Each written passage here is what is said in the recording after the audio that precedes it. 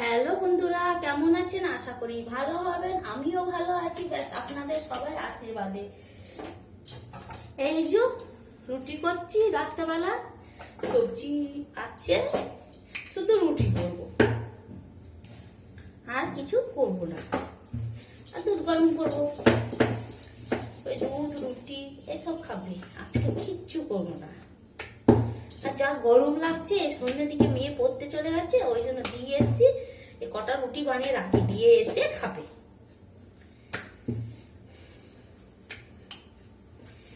তাড়াতাড়ি, যা গরম রান্নাঘরে থাকা যাচ্ছে না একবারে, এত গরম।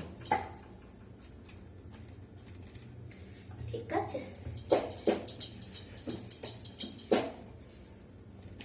এত গরম, বিচ্ছিরি গরম।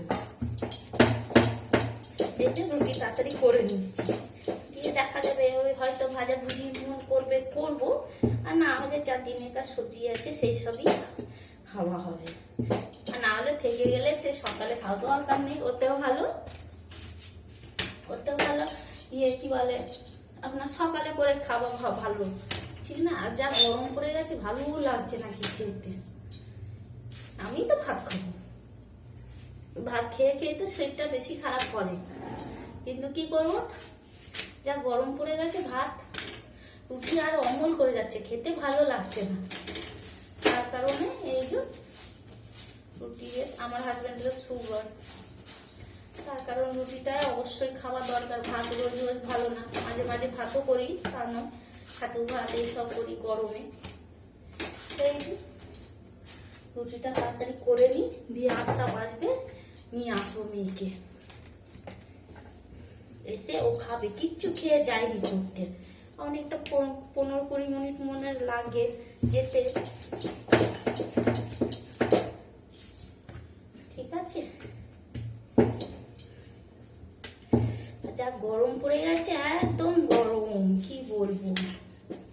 আপনাদের থেকে সব জায়গায় গরম গরম, কোথাও কম বেশি নাই। বৃষ্টি পড়ছে না, কোথাও কোথাও যদি বৃষ্টি পড়ে তাহলে ঠান্ডা ঠান্ডা থাকবে।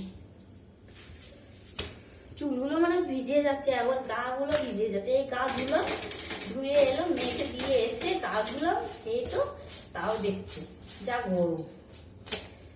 এই যে রুটিটা তাড়াতাড়ি হয়ে যাচ্ছে।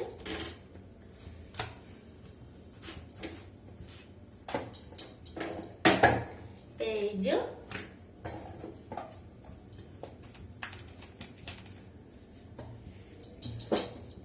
এই যে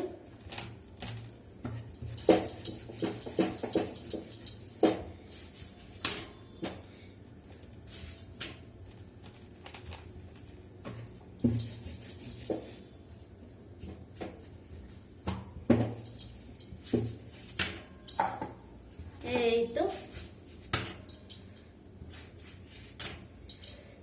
বাপরে যা গরম।